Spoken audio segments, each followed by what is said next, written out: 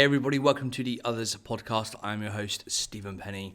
Joining me this week, another return guest. It's been in the works for a while, but he's back after the release of his, I have to say, famous album. It's blowing up.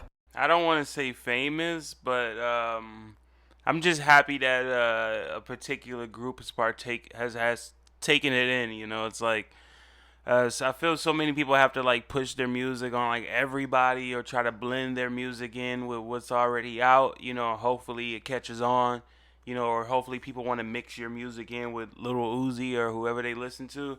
But I think it's really dope that like our small niche community likes the music. You know, I'm just happy somebody gets it. You know, because I know a lot of these obscure lines that I drop about, you know, a lot of the shit that we're into, that the general won't get it. You know, so it is like it is somewhat of a risk. You know, putting that out there and just hoping that, you know, the people who I'm making it for will get it. But I think that that's probably the better way to put it. That, you know, he got to the right people. You know, it's not like the numbers are crazy. You know, I didn't do like 50,000. It's been like 2 weeks or something like that. I'm very surprised at the numbers though. Like, I don't want to say the numbers yet, just because they keep going so fast. I just want to tell people at like maybe like at the month marks and maybe on the 15th or something like that. I'll tell people like what the numbers are, because they're just moving so fast, and I just want people to really see the power of our community, or just, you know, the power of what happens when you come together. You know, like a lot of people tell me they didn't know about me for so long, but it's just like due to, you know, us coming together and putting our energy to something, we were able to put something at the forefront. You know, and that's kind of, you know, same thing we're doing with this podcast is, you know, everyone's just pouring their energy into it, because it's something that, you know, we all really believe in. It's something that, you know, we all feel a connection to. So To me, if the number is greater than 1, it's only a positive. I mean, the one would have been me. So the one stream definitely would have. I would have listened to my shit at least once. At least once. And after all that, we didn't even introduce you. Oh yeah. So this is Deau Boy. As he said, I'm a return guest. I'm actually excited to talk about today's topic. But yeah, man, this is Deau Boy. So shout out to everybody who listened to Flamingo. Shout out to everybody who copped the T-shirt. Yes, sir. Yes, most definitely, and we can get into the album and plug that a bit more later on, I think. So I think people out there definitely want to hear a bit more about it. But let's get into this week's topic, and we've got, well, it's 2 topics in one, 2 for the price of 1 this week. We've got Everyone Knows and the Everyone Knows remix. There we go. Another one of those Neptune's tracks where I actually prefer the remix to the original. See, this is why this is going to be a great conversation, because I can't agree with that. I cannot sign for that. I am more of the original type of guy. The original is just that bass, doom doom doom doom doom doom.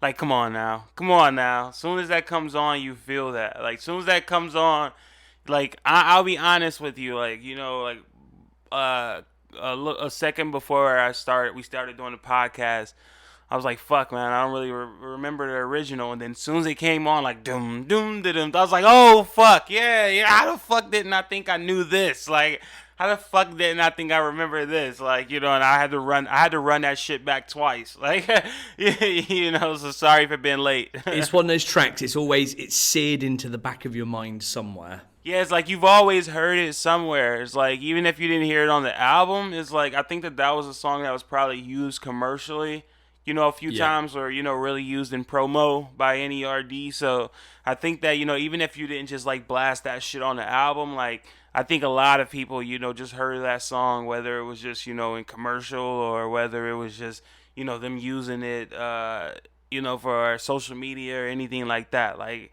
that the original is so epic to me, but with no disrespect to the remix at all. No, definitely. It's one of those tracks that has been used kind of in TV shows, in adverts, in movies, in computer games. It's been used everywhere. So I think even if you're not overly familiar with the song, you'd probably recognize it to some extent. Yeah, I mean, the original is just, like I said, when it comes on, it's just like, it's just like, I mean, even the video, even though the video wasn't so spectacular, it's just the fact that, you know, it's like Pharrell's in the BBC shit, you know, it's kind of just, you know, that raw N.E.R.D vibe to it, you know. So I really do like the original as well. I mean, I'm sure we'll get to the remix later, but, you know, so speaking specifically on the original, I have to agree to disagree with Steven. I got to go with the OG, man. All right, that's fine. We'll get to the remix. We'll start. No bad blood. No bad blood. It's all good here. It's all good. But yeah, let's start with the original. So this was the first single off of Seeing Sounds, released on the 13th of April 2008. It wasn't released widely. There's a couple of chart positions here in 2008. It got to number 17 in Japan and a not great 41 in the UK. The remix itself kind of charted, if you can call this charting. The remix actually got to number 32 on the Rolling Stones 100 Best Songs of 2008. They obviously preferred the remix themselves as well. It's not bad, not bad. And we've got the original video, which was directed by Diane Martel, who has done numerous videos with Pharrell and N.E.R.D, and a creative company called TAG. I don't really know much about them. And it was done in collaboration with a photo website called Last Night's Party, which I think drove some of the direction of some of the video itself. Yeah, that makes pretty much sense. Like, I didn't know that, but I definitely can see how they basically just threw a party and they performed there based upon the whole, you know, idea of the company or brand or whatever that they were partnering with. Yeah, and there's actually like some interesting little facts about this video that I had no idea about until I was digging around earlier on for the usual bits of information. But yeah, it was shot in a nightclub in Madison in New York. In the video, got some cameos of some famous people and also at least one person from the community that we've both met actually. We see Kanye in there. We've got Don C, Lindsay Lohan, Samantha Ronson. And then, not small, a sizable cameo from Sean Risley, who is a friend of the podcast and who I met when I was out in New York last time when I saw you as well in the BBC store. Oh wow, yeah, that's crazy. That's like full circle. Yeah, exactly. Yeah, he's there moshing in the front row of the video. You'll probably see him with his shoulder length hair and many tattoos. I think you can probably spot him a mile off when he comes into shot. But what was also interesting about this, well, I was reading that they actually nearly shut down the shooting of this video. Obviously, towards the end of the video, the crowd that are there start to get a bit more rowdy, and they actually had actual fights breaking out on the set of the video. I'm sure that N.E.R.D was not opposed to any of that. I'm sure they were like, keep the cameras rolling. Keep the cameras rolling. Had they been there, they probably would have been, yeah. They weren't actually on set on that day, I don't think, from what I read. But yeah, some fights broke out. There were no security. Some trade unions got involved and were going to pull all the people that were kind of extras from the set and until there were kind of extra security put in place. I have no clue how you always get this crazy like insider info. It's like, how do you know that? It's like that's you're like the Nardwar of Star Trek. Yeah, you know, like how do you know a fight broke out? He's like, yeah, and this girl took her heel off and she threw it across the room. And yeah, all of that good stuff. This is the joys of the internet. This is the age in which we live in, where I can just Google this shit. What kind of internet you guys got over in Finland, man? You guys got the dark web over there. It's like you had to dig deep in the internet for that shit. A fight at the video shoot, like. Luckily, this was actually one that I think I pulled off Wikipedia earlier. Oh randomly. Wow. Okay. So anyone can go there and find this out. Steve is just pulling a fast one over on us. Like he literally just goes to Wikipedia and reads the full article. Like he's probably the one who types the article on Wikipedia. I certainly don't spend my time typing it. He just types whatever he wants. Whatever he wants it to say. I just make it up. Yeah. And they were fighting. in theory, I probably could do that and probably get away with it. Yeah, exactly. Look at him. There we go. If I did it, like. But no, I think like most weeks, my course of action is Wikipedia, look up the song, look up the album, Genius, read the lyrics, read the ridiculous notes that people post on some of those lyrics. What else is there? Read some of the YouTube comments, then actually Google it and read some articles and reviews. Just, general stuff like that, not too much digging. And then, of course, over the years, you get to hear certain stories and bits of information and things from people all over the place. Yeah, as you said, like, there's always just shit in the back of your mind. Like, you're always just like, oh, I remember this, Definitely. We've also got, what else did we find out about this? We've got MTV actually initially refused to play the video due to the obvious cocaine references that we have in the song. The song is essentially about the social cocaine habits of women in bathrooms at clubs and parties. Oh, is that where MTV decided to take a stand? Exactly. That's the moment that they decided to become martyrs. Yeah, and they only relented when they realised lots of people were actually coming to the site, looking for it, searching for it, and requesting it, and then they realised, I think we fucked this up. So let's give the people their cocaine. Yeah, so they actually then put a kind of censored version on the website. Yeah. So they relented quite quickly. I actually just watched the video not too long ago, and I didn't even recall like the whole bag. And in the beginning, I didn't even recall that whole situation. So I'm probably sure I saw the edited one back then. Yeah, and you've also got, I think throughout the video, you've got those little kind of video blocks where it comes up, removed by request. I don't think that was an MTV thing. I think this was just an edited version, but those sections did actually have video in them initially.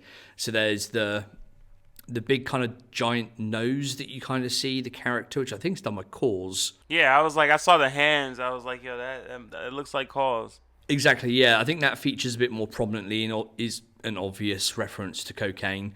And then there are also supposedly nude strippers as well. Makes sense.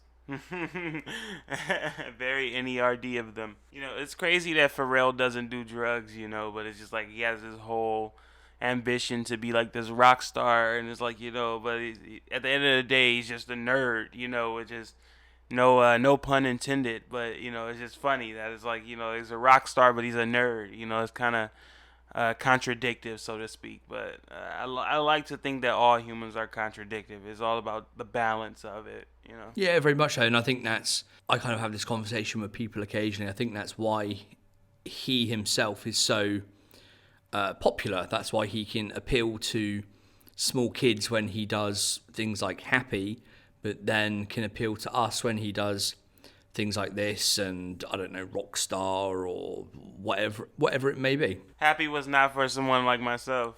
Exactly.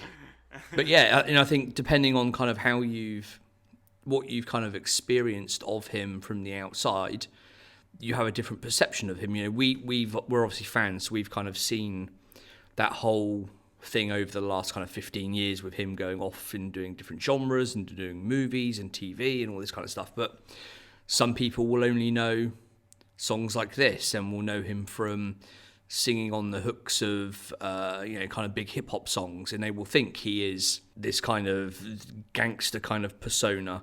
But then there are other people that I bump into that have no idea he's a hip hop producer. Yeah. And they just know like the him happy from, guy, exactly, the guy with the hat. Exactly. That's exactly how he gets referred to, yeah. And they only know him from that stuff. So I think that's kind of part of his appeal as well, and what's made him, so successful over these years. Yeah, I think that very few artists have been able to do that. Like, even for myself as an artist, it's very hard finding that balance of where, you can pull from both sides. Like I'm a very, very big, hip hop buff.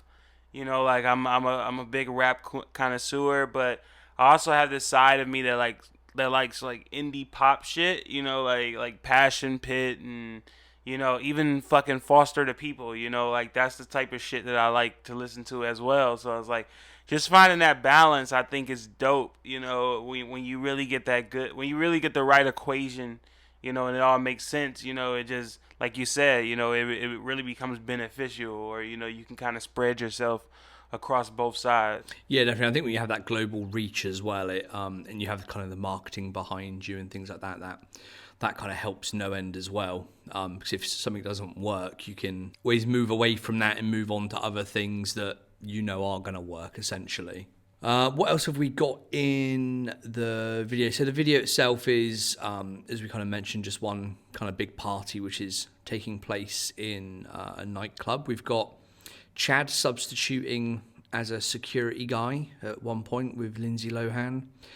We've got Shay, or She, as my notes have auto-corrected to, playing a barman at one point and smashing up some ice and pouring drinks. We don't see Pharrell taking on a second job at any point, unsurprisingly. But then we do see them as a band, obviously playing to the crowd kind of throughout the video.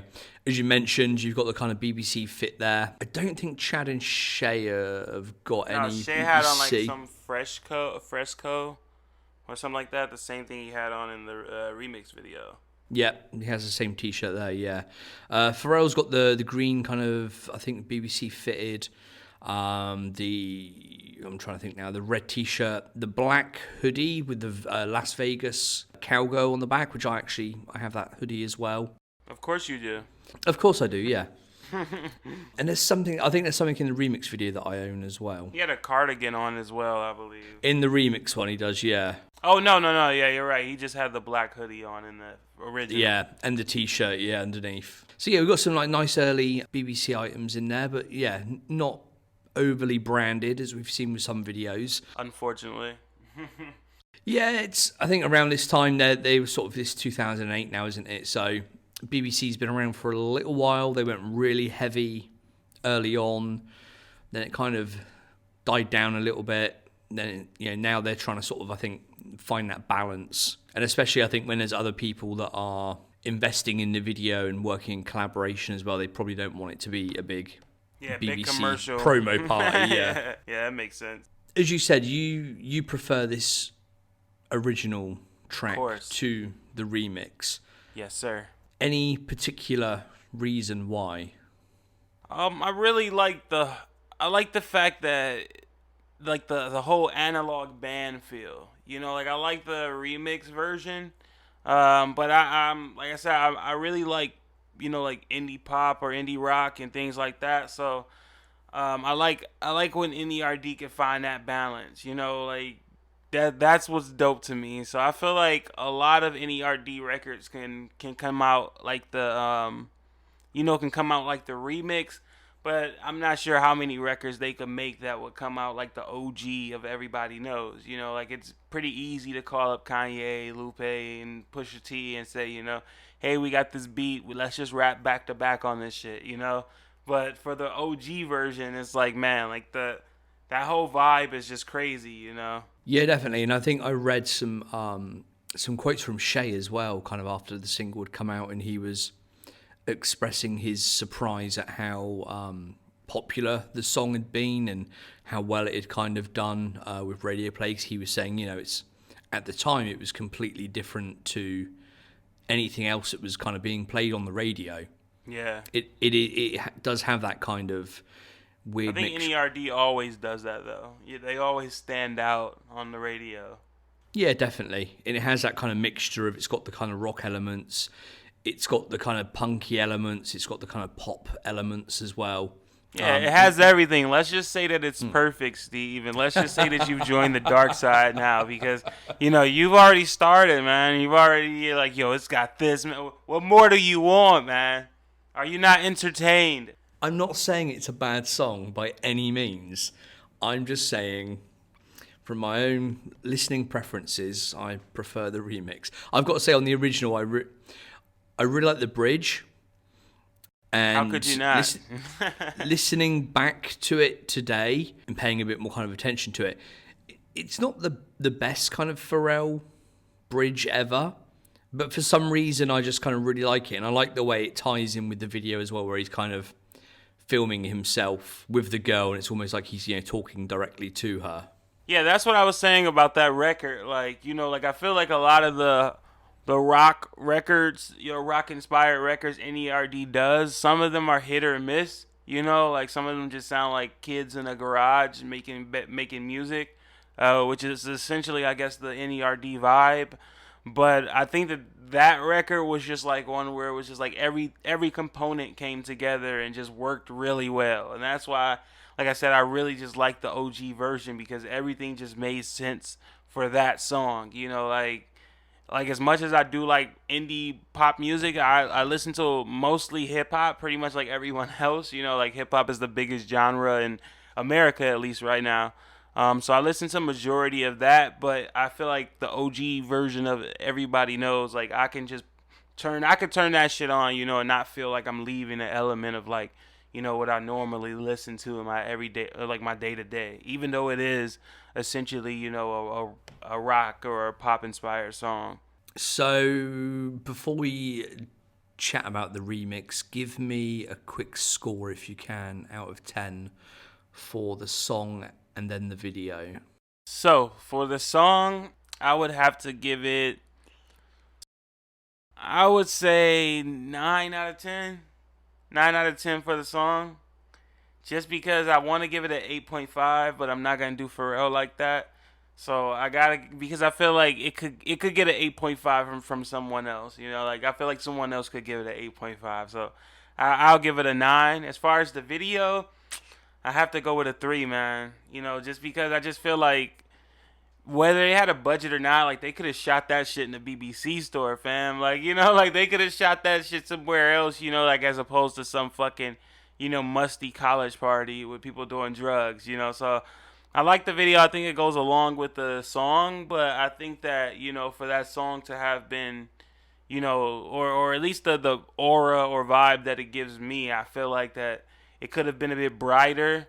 The video seemed a bit dim or a bit dark. So I think the video could have popped a bit more. But yeah, unfortunately, I have to give it a 3. But I don't feel bad about that because that's not Pharrell's fault. He didn't shoot it.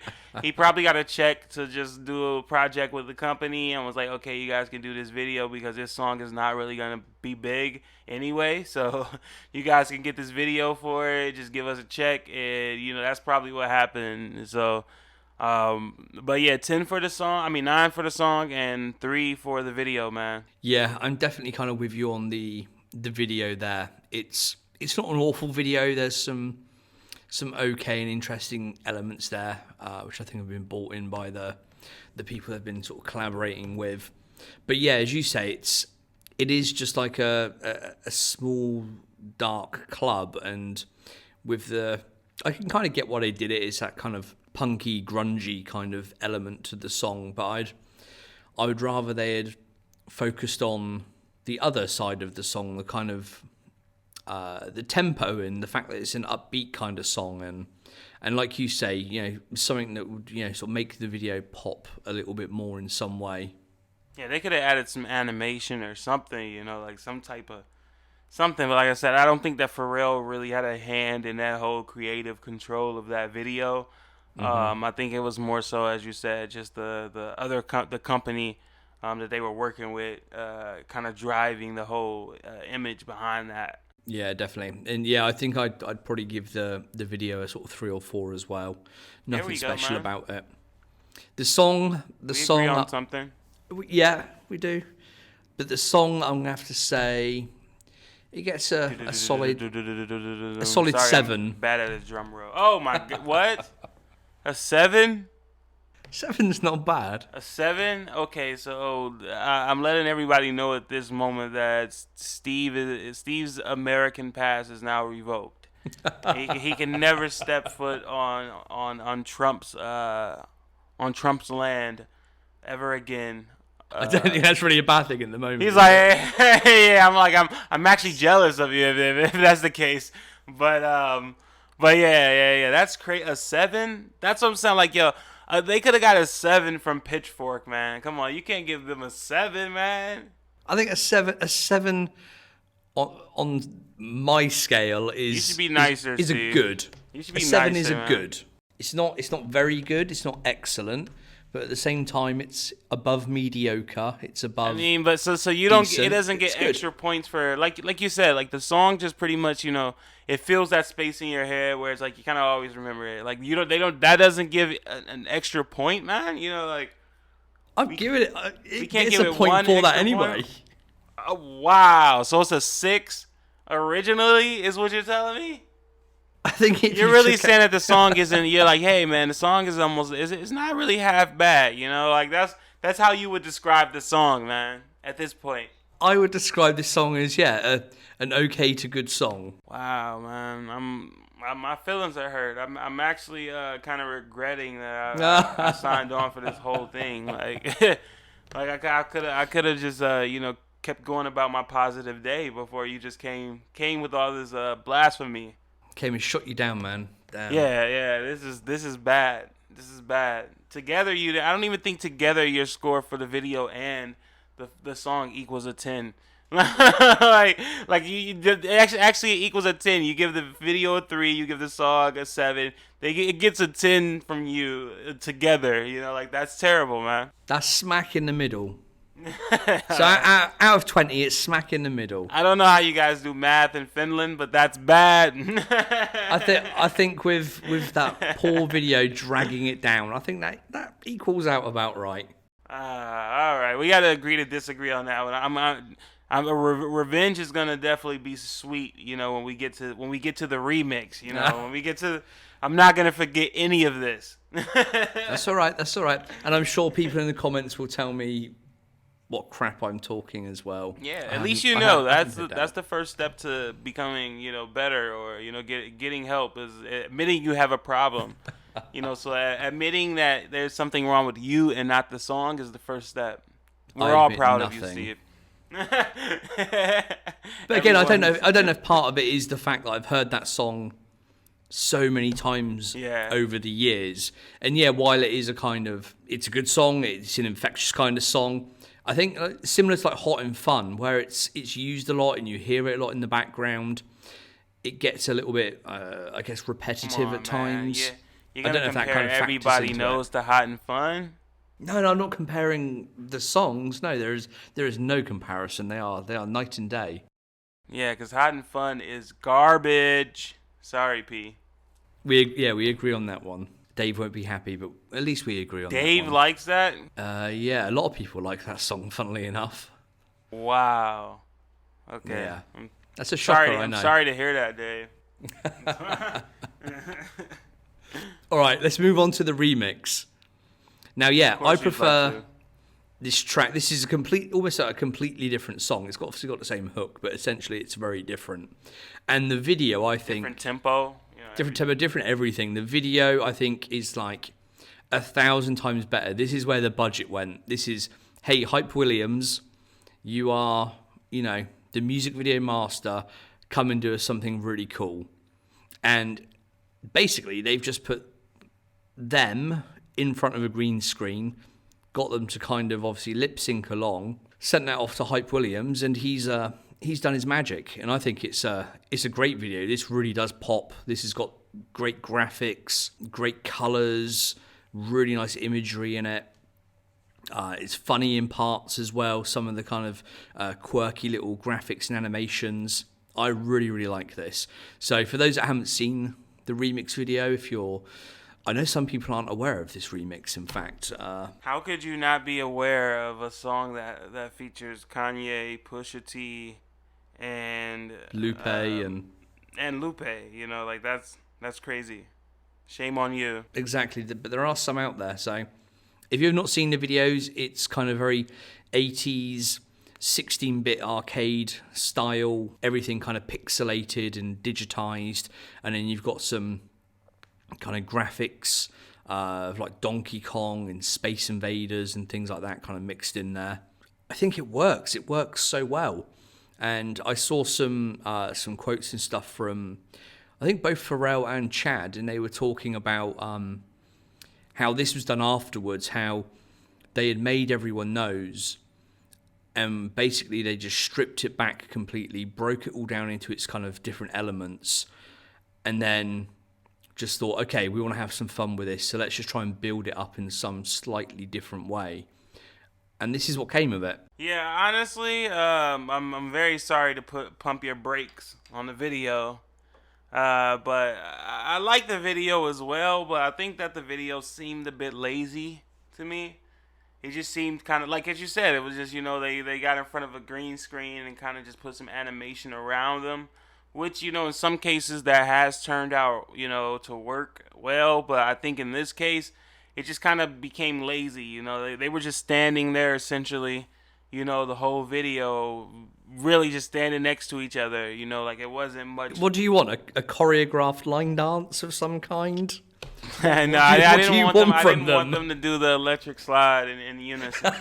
No, I mean, as I said, I really like the whole bright vibe of Pharrell or N.E.R.D's whole brand. So I think that the Everybody Knows remix could have even been brighter as opposed to just this dark video, which was like pixelated. Like I really didn't like the whole pixelated vibe. I was just like, man, like, it could have been a clean cut, video that popped. Like that's my whole thing. Like I said, I'm really just I'm a bigger fan of Ice Cream than I am of BBC. So that kind of lets you know how I side with things.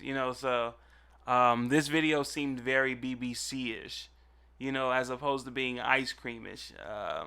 I know neither one of those are words, but that's the best that I could come up with for now. But, even like some of the logos that were in there were like diamonds and things like that. It was more of a reference to BBC, I feel like. And I'm more of an Ice Cream guy myself, more of a silly, bright, colorful type of person. So I really like videos more so like Mr. Me Too and those type of things where it's just like bright and in your face as opposed to just like this dark video or like you said, them just standing in front of a green screen. Sorry. No, I kind of get some of that, yeah. Where you mentioned like where they sort of give them that kind of digitized 16-bit kind of look. I think that might have been overdone at a certain point. Yeah, overdone. Like, yeah, it could have been cool, but overdone. They do it the whole way through the video. Yeah, and there could have been a few scenes where they didn't. I'm like, now it just looks like my internet is slow. Like, at this point, it just looks like I need to find a new internet provider. Looks super low res, yeah. And yeah, there probably could have been a few shots where they didn't use that on whoever was stood there doing their verse or doing whatever. But I think in general, it kind of worked. We've also got a few cameos in this video as well. We've got Don C, who turns up in this one as well as the original one. Shout out to Don C. And we've got Family, makes a quick appearance. Shout out to Family. I used to own that t-shirt. Yeah, the t-shirt he's wearing with the BBC crest on the front, I used to have that. One of my many that went missing all those years ago. I think, did that one have a black tag? I couldn't tell you off the top of my head. Okay. No idea. And then also Nego makes a quick appearance in there as well, throwing up the Star Trek sign, I think. With the Space Beach t-shirt on, by the way. That's it, yeah. Ice Cream. Definitely, yeah. He's got the Space Beach tee on. We've got Pharrell in a couple of shots at least in those kind of wraparound sunglasses, giving himself I was going to say a futuristic look from the 80s. So if you're in the 80s, that's what you think the future's going to look like, those kinds of glasses, which are cool again now, I think, amongst some of the kids. A BBC script tee. He's got a red ice cream fitted as well, I think. And then, as you mentioned earlier, the kind of white and black cardigan as well. Yeah, I think that's a Gucci cardigan. Oh, really? Yeah. So I know BBC had one, identical essentially. Yeah, I think it was white, green, and red, if I recall correctly. I could be 100% wrong. Please correct either one of us in the comments, people, if you Please happen do. to... If I'm wrong, do not say anything. If I'm right, don't say anything either. Either way you win. It's fine. So what else have we got in the remix? Some of the kind of, as you mentioned, they kind of just go back to back essentially with their verses, with one or two choruses thrown in there somewhere. Kanye's verse, was all right. Yeah, I think honestly, And not because of, I don't listen to Kanye much now, but I really think like that first line was just so obnoxious. Yes, Like very nobody is much in a so, club yeah. and walking up to a girl that, like it's for Kanye to think that was cool or funny is just like it was just corny. It was like, like I don't think anybody has ever used that and it worked. Maybe the first time the joke was ever said, it worked, but after that, I don't think it ever worked again, besides from the originator of it. And it's funny because when I listen back to that, that's kind of the part that makes me cringe slightly. And I don't know if he's genuinely using that line or whether he's doing it kind of tongue-in-cheek, like he's exactly parodying himself or a situation or whatever. I can never quite work it out, but I err to the verge of I think he's being serious, and it's a little bit cringeworthy. Yeah, so, and I hate the fact that kind of just starts the whole shit, so I'm like, once I get past that, I'm pretty good. Yeah, but that whole entrance to the song is just it's very, very cringeworthy to me as well. Yeah, we've got the Pharrell verse, which is a decent Pharrell verse. Yeah, not bad at all. Not bad at all. Yeah, it's not amazing, but it's not bad. It's one of his better ones. I mean, it's not like in my mind the prequel or anything, but it's good enough. Yep, certainly does the job on a remix. I quite like the Lupe verse with his use of the word high, that he obviously uses throughout the whole verse multiple times in each kind of bar and everything, and how he switches that up and uses different versions of high and even switches other words to incorporate the word high. So he uses the word iPod, but he changes it to HiPod. Yeah, it's very, very Lupe, very, very, very Lupe to show you that he's thinking of the bigger picture all the time, by making everything connect, or that's Lupe for you right there. Yeah, and there's a couple of other kind of references he makes as well. I can't remember the actual line, but yeah, that just kind of tie it into the original as well. So obviously high.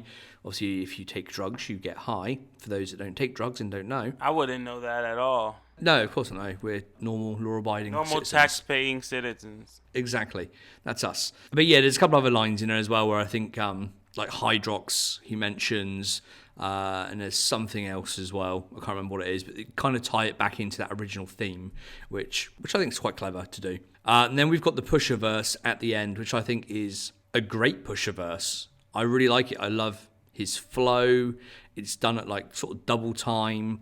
Some of the lines that he's got in there are really good. I really, really like that verse right at the end. I think it finishes off the song really, really well. All right, so Steve, I'm gonna let you finish, but Pusha T's verse was not that fire on there, man.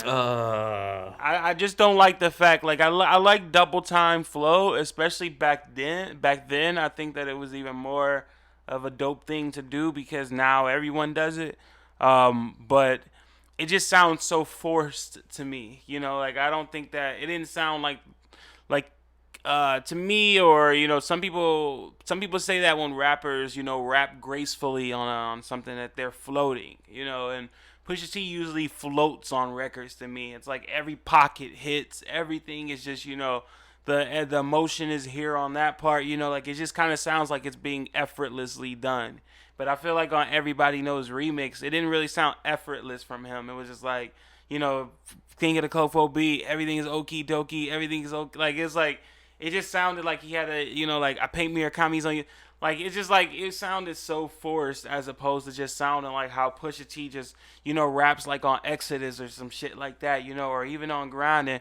From yard to yard, so soft to hard, I'm your neighborhood pusher. Call me subwoofer. Like it's just like it flows so well, like Pusha T's usually in a great pocket or has a great cadence whenever he's rapping. But I feel like on the remix it just sounded so forced, or it sounded like, it just sounded like he was, no pun intended, really trying to push it through. Yeah, I kind of get you. I personally think that was kind of purposefully done almost. I think to kind of tie it into the beat and the flow of the song. Steve has realized that I made a great point, and I've now ruined the song for him for eternity. No, never. I respect your opinion. That's fine. Thank you. But Likewise. I have to say I disagree, but nah. And I have to say we got Push in some early Play Clothes stuff as well there, which I think he also mentions in the verse. Yeah, he as also well. makes some references to it. Getting play clothes popping. Are they still going? Yeah, they are. So play clothes has honestly kind of fell into the same situation as BBC, where it's just like they don't really have a niche consumer anymore. It's more so just like people who go to the mall and just see the shit in the window and they're like, oh, I heard this in a song once, and then, or they're like, oh, this rapper, that's Pusha T's brand, and then they'll buy it. But I don't think there's like any guys walking around with like, head to toe play clothes shit. Like I'm still looking for the play clothes G-Shock though, but the all red one, that shit was fire. But I don't think there's many people walking around in full play clothes outfits besides the people that go like to malls and just buy random shit, whenever they go out to find clothes. I think Push has probably slightly moved on from Clay. I can't speak now, from Play Clothes as well. I don't think he's moved on because like I feel like I've seen him like still make references, not on record, but just addressing it and talking about it. I feel like Malice probably handles a bit more of it since he doesn't do the music as much. But yeah, Play Clothes is still thriving. It's just that places like Jimmy Jazz, I don't know if you guys have that or if you know what that is. Nope. But pretty much like a Karma Loop or something like that. Yeah. It's like it'll be on those sites and things like that where it's just kind of like they have literally every fucking brand with all the generic stuff. With all the generic shit, So I hate to say that BBC was in the same boat as that, but it was. BBC is kind of so it's along the same lines as that. The BBC bad days. I was actually talking about currently. I'm sorry. I was actually talking about currently. I'm sorry. Shots fired. No shots fired. I mean, I just don't think, like I said, BBC doesn't really have like a fan base anymore. Like, even for us, like we spend outrageous amounts of money buying old shit because, we're not satisfied with the new shit. It's like, we wish we could buy $50 BBC t-shirts as opposed to digging on the internet looking for this fucking shirt that was, made before you even had your fucking children. So it's just like, we wish we can get some of that same shit, but, soon enough. I partly agree with that, yeah. And I think, I think we mentioned this sort of most weeks or every other sort of episode or whatever. Yeah, they're in a bit of a, especially the US side of things, are in a bit of a transition. Yeah, you guys have always been great over there. Moment. You guys have always been pretty. Everything has pretty much been seamless for Europe. Yeah, that's the thing. Because obviously all the stores work independently. The US obviously has the larger market, and I think they still have a lot of these old kind of tie-ins with some of the stores and things that they have contracts with still. So they have to produce, let's say, the less outlandish kind of stuff. They have to produce the more consumer-friendly stuff to bring people into the stores and sell them to the department stores. You wouldn't believe the places that you see BBC now. Like, you wouldn't believe the fucking stores. They're like, you can go to like TJ Maxx and get like a BBC shirt now. Like yeah, and that's the problem. And I know from like people I've spoken to, they're trying to wind down those contracts or rescind the contracts that Iconics made when they bought all the shares many years ago. They're gonna have to wind down a lot because there's a lot of shit in these stores that I see. Yeah, like why is there BBC jeans next to fucking Sean John? But I respect it. I'm just happy that at least Pharrell's getting paid. That's always good. But yeah, I've got to say, and obviously with the EU store and the Japan store, the Tokyo store working independently, I think over here in Japan we see some more interesting and more kind of creative ideas happening. And yeah, they kind of stick with the brand over there for you guys. Like over here we got like some shit with like dudes on motorcycles. I'm like, when has BBC ever had motorcycles? Like, it's just like, it's always like it could be anything, but it's like BBC literally, it does have a foundation, like there's a foundation behind the brand, it's colorful, it's playful, it's outer space, it's Japanese streetwear. That's essentially the equation for BBC. So I just feel like if they can get back to that as opposed to, just making like, random shit, like, You know, like you can go get a lot of that shit from other companies, you know. No disrespect, but it's just like a lot of the designs now you can just go buy that from another brand that you might like, you know, as opposed to a lot of their original designs that were very different that other brands weren't offering, you know, back when they were producing products like that. But I still got love for BBC, man. Like I just wanted to correct the shots fired. I'm like, yo, no shots fired, man. If anything, I'm hoping that BBC can get back to the Grail days, so I can go in the store and actually buy shit. You know, like I want to go there and buy shit. I've got to say, if anyone out there, if you do kind of like the early stuff, like you were just saying, the kind of colors that pop, the kind of interesting patterns. Your and stuff favorite like that, pattern is the star, the galaxy the pattern. Starfield, It's like, yeah. That's one of the most colorful. You know, it has every fucking color you could think of in it. Yeah, definitely, and I love that. And if you like any of those kinds of patterns and designs, then I highly recommend you follow what the EU store is doing. You know, they dropped their first release for, what are we now, spring, summer, autumn, whatever it is, this week. They've got a new, I think they call it fish camo pattern, which is a strange name, but it's a really nice camo design. They've got some new hoodies. Did you guys get the baseball collections yet? No, I've seen them Okay. obviously on the US side of things. I don't know if I can see that working in Japan. I think they've had some of them. Yeah. Because obviously baseball is quite big over there. In the UK and in Europe, like nobody follows that. Because you guys are sane. Sorry. Yeah, exactly. Yeah, Fans. we have more interesting sports and things to do. Yeah. But yeah, I don't know if that would particularly sell well in the UK or in Europe. I don't think it really has that appeal at all. Not even from this kind of sports sense of things, but just from the fashion side and the way that influences things. I don't think it kind of really works over here. But yeah, if you do like some of the older stuff, some of the crazy colourful stuff, then definitely go check out the releases this week and over the coming weeks of the EU store. They got some really nice hoodies and stuff, which I might try and get hold of in the coming weeks. Really nice, crazy, like pink colours with the camo on the inside. Look, this is how you know Steve is connected. He has all the insider info. He's like, yeah, just go in, you know, and it's gonna be in the back right there. It's like, yo, this is how you know that Steve personally knows the people at the store, because he's just like, yo, yeah, they just got this in, man. Go tell them I sent you. He's like, you know, if that's your thing, tell him I sent you, man. See, he's like, hey, go see my guys, man.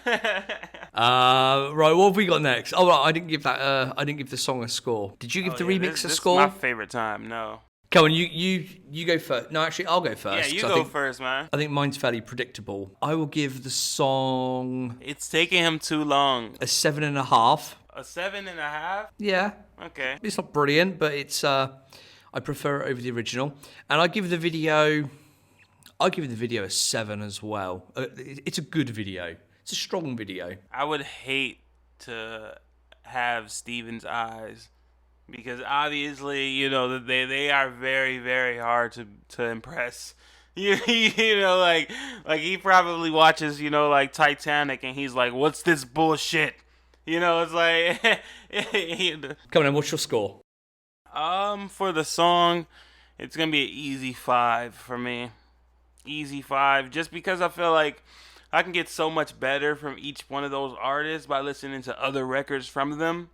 I don't have to, like, that's not like a record I have to listen to hear, like, you know, what, like, kind of like a lot of people like the record Swagger Like Us, you know, where it was kind of a mixture of all different types of rappers, and they kind of listen to that because that's like kind of the best place that you're gonna hear T.I. together with I forgot who else was on there. Was Jay-Z on there? Yeah, Jay-Z was on there. Like, that's like kind of the only place you can hear that at that level.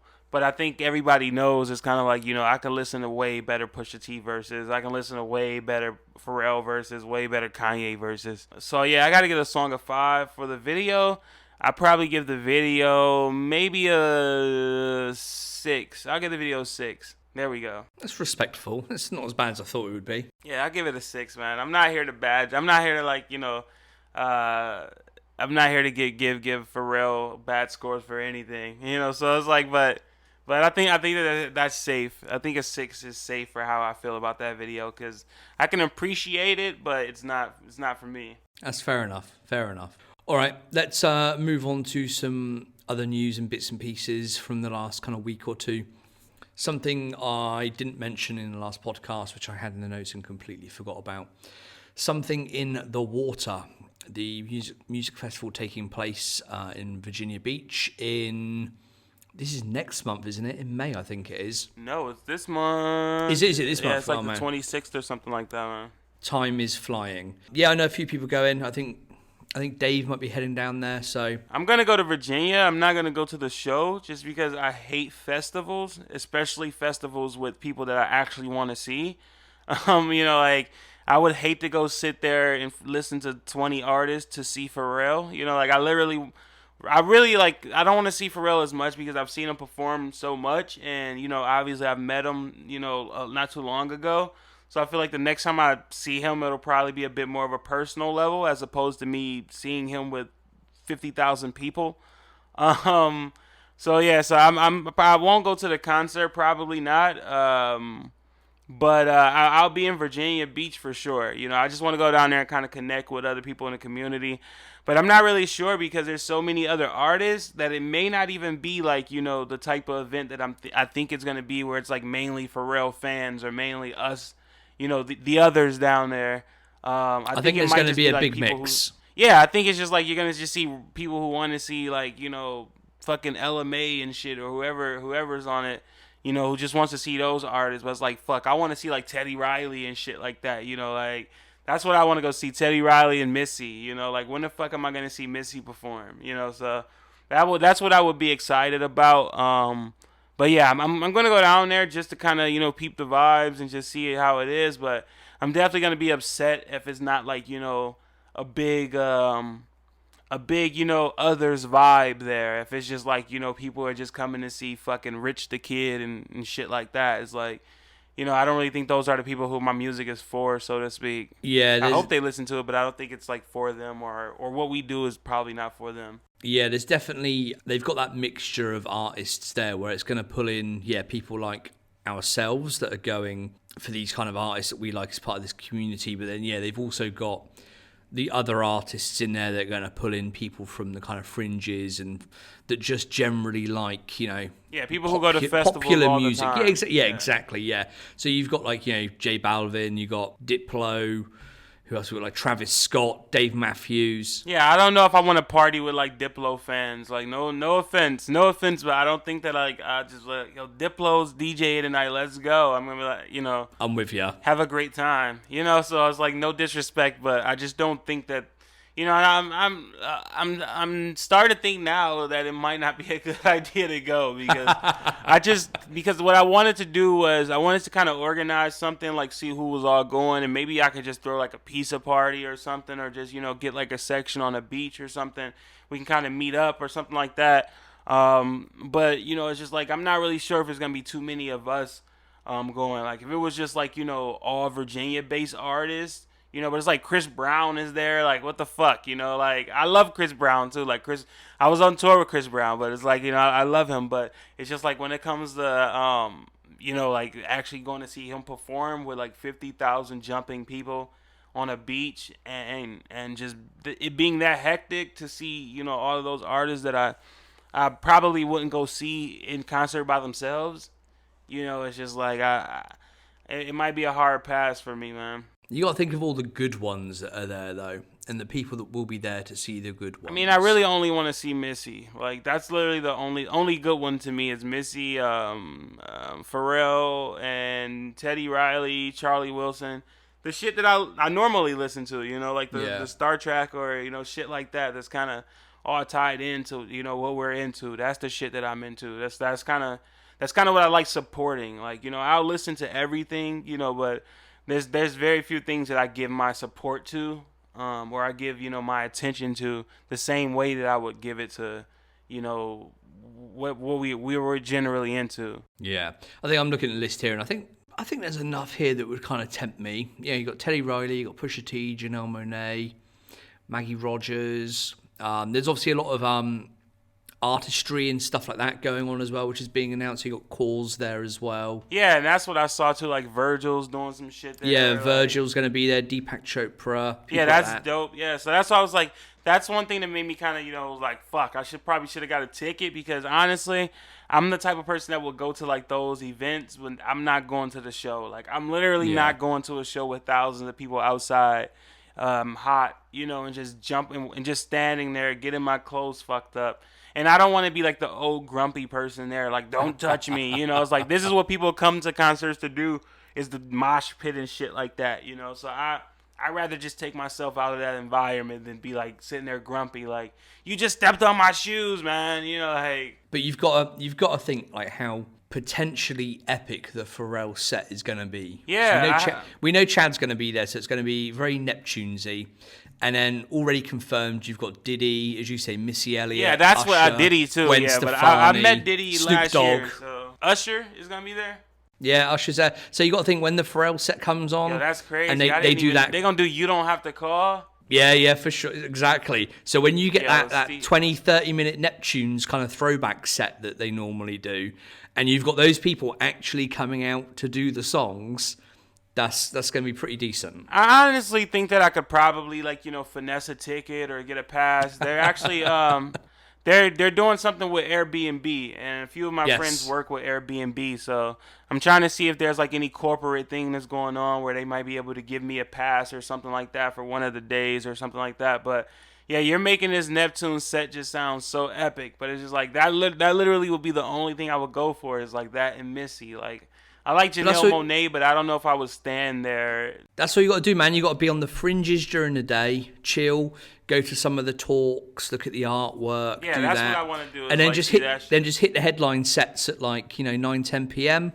Job done. So yeah, I'm hoping that one of my friends that work corporate, can, maybe they got badges or passes or something for their employees or something like that, since they're doing a partnership with Airbnb. So that might work out, but yeah, I'm still gonna be down there, man. So I'm hoping that I get the chance to see a lot of us down there. Like I said, maybe I'll just like order some pizza or something. I just want to link up, just to, like I said, I kind of want all of us to see that, there is strength in this community. It's not like, it's not just liking pictures or, commenting. It's like, there's strength in numbers. I'm sure everyone's heard that. So I really want everybody to see that, you can kind of come together and build anything, like. I actually want to create like some type of network where it's just like we could all kind of, not, I don't want to say a group chat, but kind of like a Discord group where it's just like we can all, everybody has different talents, everybody has different resources, it's like there's all type of ways we can be helping each other out, to get to a higher point, like a lot of people always, post my music, and I'm just like, man, let me know any way, that I could help you, because that's what my music is about, doing what the fuck you want to do with your life, like making the most of it. The same lessons we learned from, Pharrell and Ego. So it's just like, I think that would be dope, to create like a group where it's just like, if this person does artwork, if this person works at this store, maybe he can get a discount on this clothing for you in exchange for some art he might need done, or maybe you could pay those people and we can just kind of keep that within the community, and actually have things circulating. So I just want people to kind of see that, this is really this whole situation is a dope thing, Yeah, definitely. And like I say, I know Dave will be heading down there. He at least plans to. I've seen a few other posts from other people who have mentioned they've got tickets and they're going. So I think there should be a fair few. So yeah, maybe somebody, cough cough Dave, should try and arrange something for everyone down there. I did toy with the idea of going. I probably could have got passes from someone. Yeah, that's what I'm saying. Like, you could probably, if you work hard enough, there's a right person to find, Yeah, there's a right person to find. There's always someone to reach out to, I think, amongst us lot, and I probably could have, but I know myself and a couple other people that were based here in Europe were looking at it, and we were looking at the cost of flights and things like that, and especially being here in Finland where it costs a small fortune to fly anywhere, it was going to it was going to work out to be a very, very expensive trip, and I've just had 2 trips abroad, and I've got 2 more coming up soon. So honestly, man, I hope they live stream it. If they live stream it, I'm just gonna sit at fucking home and eat a shit ton of food and watch it. I'm sorry. that would be good. I'm sorry. If I found out they're live streaming it, I'm gonna sit in the comfort of my own home and watch the same exact show. You know. Yeah. But it's one of those shows where if they even if they just did the headlines, that would be what a 5 a.m. kind of thing for me here. I'd happily get up and right before work, and he's like, yeah, exactly. Just sit there for a couple of hours and watch that. I'd be happy to do that. Yeah, so I'm hoping they live stream it, man. That would be a great thing if they live stream it. So I'm hoping one of these companies need to give Pharrell a check to live stream it. YouTube, come with the funds, YouTube. I got $20 to put on top of it. $20 to add to the pot, guys. I pay for YouTube Premium, so I'm already chucking money at them. So yeah, man, you should send them an email since you already pay for YouTube Premium and say, hey guys, this festival's coming up. Are you guys gonna be live streaming it? You need that. I'll see what I can do. All right, yeah. So if anyone out there is going to Something in the Water, then definitely get in touch. Yeah, link up, man. Hit me up. Like I said, I wanna get everybody together and just get everybody. Like I said, networking and talking is like you never know what cool shit we all do, or in what ways we can help each other. For sure, yeah, definitely link up, and I will try and get Dave to post something or arrange something if he's definitely heading down there, which I think he should be in a couple of weeks' time. So keep your eyes peeled for that. And obviously, if you don't follow him, what are you doing? Yeah, man. Ice Cream Day is coming up, man. Oh, damn, we've got that. Yeah, we'll mention that in a sec. But yeah, at King of Creams with a Z, obviously, like all the cool kids. So yeah, while we're talking about it, Ice Cream Day, which is in, what date is it now? The 2nd. So we've got 3 days. It's on the 5th of April, National Ice Cream Day. Boom, boom, boom. As we did last year, get your ice creams on, your favourite pair, get your best fit on, whether it's ice cream, BBC, whether it's something else, and get some pictures up, basically. Make sure you tag them with... what is the hashtag? That's the question. Oh, we all scream ice creams, again with a Z at the very end, and then tag the Otherz podcast and tag King of Creams. What do you call a Z? Z. Okay, guys, for everyone else who was confused, with a Z at the end, guys. With these, I should update my language and my vernacular. Seeing he said with a Z at the end. Everybody's like, "Yo, Kings of Cream Z." Like I can't find the page. Like I put an ED at the end, but I can't find it.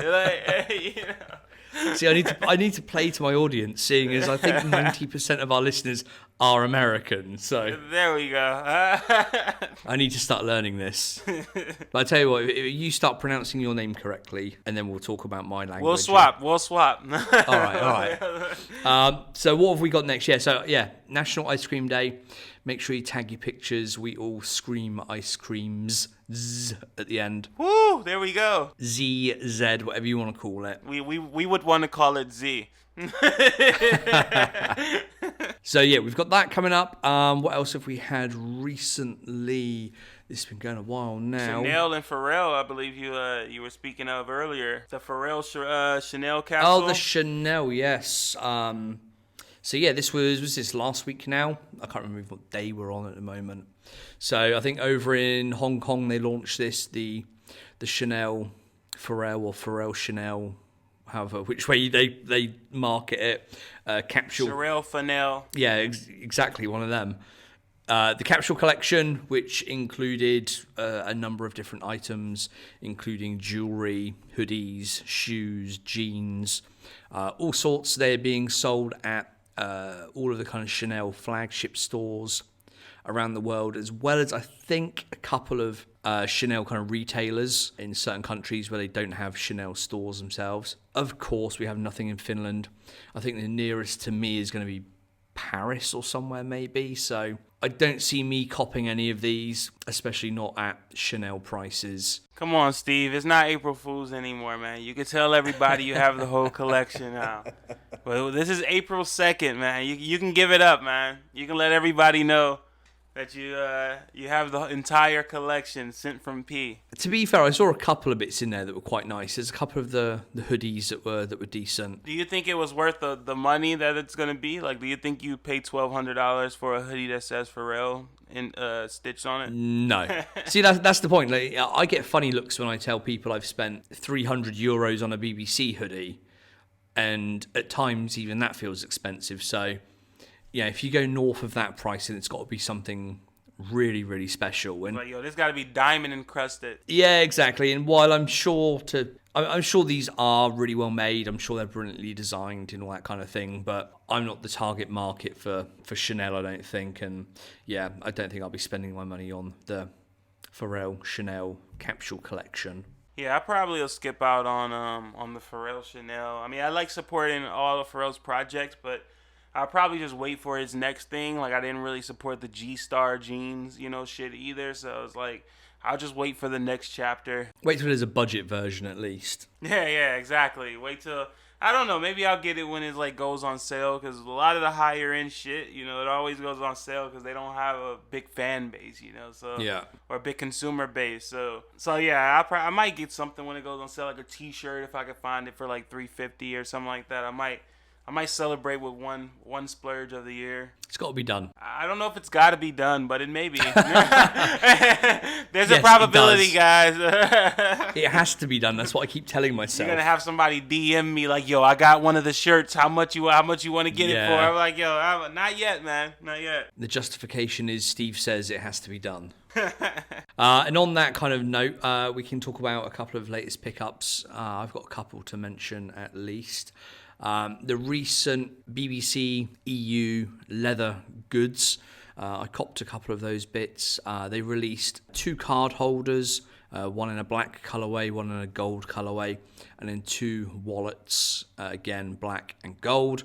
I picked up the gold version of the card holder and the wallet. Not used them yet, obviously. Still sat in the box, in the wardrobe. We'll probably use them at some point. But I did have a conversation with someone earlier about these items, and here's some stuff to bear in mind if you are thinking about getting these items. I've got the gold version, and obviously gold is not a natural colour of leather. That may surprise some people. You may think there are gold gilded cows out there, but there are not. They actually have to add that. They have to add that color to the leather afterwards. They spray paint the cows gold. There's probably people out there that actually think that. It wouldn't surprise me. But yeah, if you get one of these, I'll talk about the wallet first. The wallet itself is actually quite sizable. It's kind of a bifold wallet. Lots of compartments, very handy. But it does have a big zip that goes all the way around. A very nice zip and a very well-made zip. But it does make the thing about 3 times as thick as any other wallet I've got. It's big, it's quite heavy. Steve pulls that out when he wants to impress somebody. He's like, yo, let me just go in my wallet here. Exactly. It's 10, my wallet is 10 inches wide.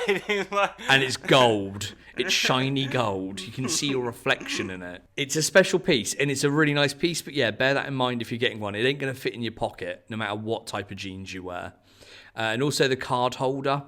The card holder is really, really thin leather. It's debossed on one side, and then it's completely flat on the other side. And on the completely flat side, where it's very thin leather, and then it's got this kind of gold coating over the top, it picks up scratches really, really easily. So mine turned up and already had some kind of hairline scratches on it, just, through the general kind of manufacture process and shipping process and stuff. If you showed the wallet to anyone else, they wouldn't notice. But me looking at it closely, I can see them.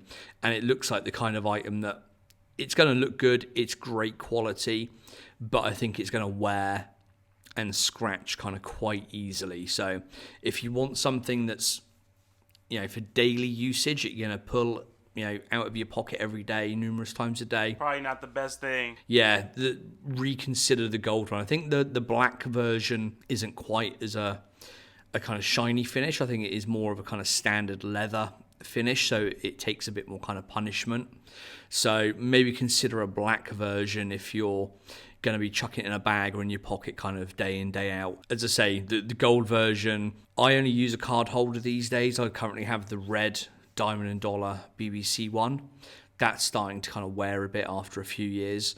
So I was debating using the gold one, but at the moment I'm thinking I may just kind of leave it packed away somewhere and invest in a different one. Because that's what we buy things for, children. We buy them exactly to put them away. We spend excessive amounts of money on things to store them away and not use them, guys. Yeah, it's funny how my mother's staying with me this weekend, and I think that's something.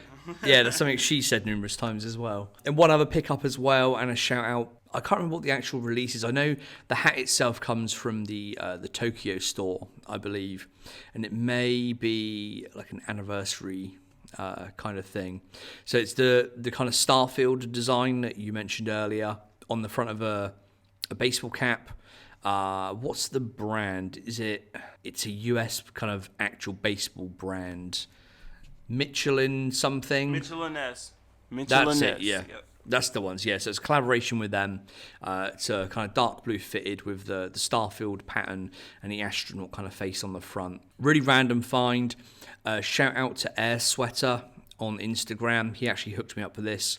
He posted a picture of him wearing the hat. I messaged him and said... Steve said, give me that. Something along those lines. I said, if you ever fancy selling that hat, I'm your man. I love that Starfield design. I will happily take that off your hands. Strangely enough, he said, it belongs to my friend. I'll ask him. He asked his friend. His friend had two of them, funnily enough, and wanted to part with one of them. He sorted me out a really fair price, shipped it over all the way from China. It arrived today. Really nice hat. I'll be wearing that a lot this summer, I think. So yeah, shout out Air Sweater for hooking me up with that. Yo, that with the chain, you're gonna be all set, Steve. You're gonna be out here killing the game, bro. I've got to say, so for those that don't follow myself personally, maybe, or even you personally, I think most people listening probably do and probably saw this as part of your packages that you were doing with your album release, with the t-shirts and the stickers and whatnot. One person was gonna get like a little ice cream chain that you had. You very kindly selected myself and I received that. But now that I've received it, I'm like, that's actually like a really nice, like cool design. And I don't wear jewelry or chains or anything. I wear a watch and that's it. But I'm like, that would actually look really good with full-on stones in it. So I'm now trawling jewelers looking for actual, well, firstly, gold chains, which would kind of fit correctly. And then I'm actually looking possibly for an independent jeweler who might actually do me a custom piece. Yo, you just heard it here first. Steve X Bin Baller going down summer 2019. I did think of that, but I thought he may charge me a little bit too much. J Balvin ain't got nothing on him. Yeah, I'm not sure I could afford Ben Baller status kind of pieces, but no, I'm kind of hunting around here for kind of local artists and jewelers to see if there's possibly someone out there that could do a piece for me. Yeah, I have another one to give away too, man. So there'll be another one going out as well, guys. So keep a lookout for that one. More giveaways. Well, let's get to that then. Let's get to, you can plug the album, plug your giveaways, plug whatever you like now. Go for it. So I'm not going to go too crazy with the plugs. I just really want to say thank you to everybody who listened to Flamingo. Honestly, I really can't put into words, from the support that I've gotten. Like, I worked on music a long time, so I definitely feel like, the universe somewhat repays you, for the effort or energy you put in. So I feel like, some of this is that, but also a part of me just kind of can't accept the fact that, like people are, listening to my music, just randomly, or sometimes I'll log into my Spotify and it's like, you have 3 people listening, and just even the places that people are listening, Japan, France, Finland, like the UK, like it's crazy. So, I don't really want to plug. If anything, I just want to say thank you. If you haven't heard Flamingo, then please check that out. I guess maybe I'll drop this here then, since you kind of have to listen to this to get the insider info. But I'll be releasing Flamingo 2 on June 1st. So I'll be right back, just because I kind of want to show people that, it's not like I don't take like the support for granted, so I really want to get better with music. I want to give people more of, what they want to, what they like, as well as, just the input or the feedback that I've gotten from people. Like this album is gonna be a bit more of the In Search Of vibe, where it's just more like, very, very rock based. It'll have like, hard rap shit on there, but I really think that that's somewhere that something I've grown comfortable with, especially seeing how people gravitated to records like Whoa or New Life. Is like, those are records where it's like it's rapping, but it's a bit more of it's not as a hard vibe. So I'm really experimenting with that. But yeah, this next project is gonna be dope, man. So I don't want to plug it too much. It's just thank you for listening. Anybody who, even if you liked the picture, didn't listen, just the fact that, I'm not just creating something and nobody's seeing it. I think that that's a blessing. That, if you ever saw it across your timeline, even if you didn't like it, thank you for even seeing it, and letting it get into your brain, even if it's for a point of 1 second, like I appreciate that so much. So yeah, Flamingo 2, June 1st, man. And hit me up if you still want to grab some teas or whatever. I'll have some more giveaways coming up. I want to do some skateboard decks and things like that. Give 2 or 3 of those away. So I'm just trying to get everything figured out, man. But yeah, that's pretty much it. There we go. By the way, it's on all platforms as well. So you guys can find it anywhere. Some world exclusive news there, and also, yes, you can get that on all platforms, and I'll put some links in the show notes to the various different platforms that you can go and find that on, so people can go straight there. And yeah, if you've not listened so far, then please make sure you do. It's a really great album. Yeah, if you're listening to this, you're obviously a Pharrell and or N.E.R.D fan. This, the album, you can hear those kind of Neptune's Pharrell kind of influences in there amongst a lot of the beats and the rhymes and stuff. So I think if you're listening to this podcast, there's a fairly certain chance that you will enjoy the album. Sir. All right, well, let's... By the way, sorry for keeping you up so late too, man. It's fine, don't worry. It's, what is it now? Nearly midnight here. That's not too bad. We've done well. But on that note, we will wrap it up. You can find all of said show notes either scroll down in the podcast app that you're listening to this in, or you can go to the website, which is the Otherz with a Z.net. Sorry, a Z. The Otherz with a Z.net. We've got it. We got it in the end. All the show notes and whatnot will be there. You can find us on Instagram, again, with links and everything like that, at Otherz Podcast. You can find me at Steve R. Penny on most places. And where can people find yourself? You can find me on Instagram at Deau Boy Meets World. You can also find me on all streaming platforms as Doughboy. Preferably, if you guys will follow my Spotify, that would be cool. But that's like the main things that I'm live on. Good stuff. And like I say, there will be links in the show notes to all of those platforms. So we'll leave it there. And we'll speak to you next time, everyone. Bye-bye. Sir.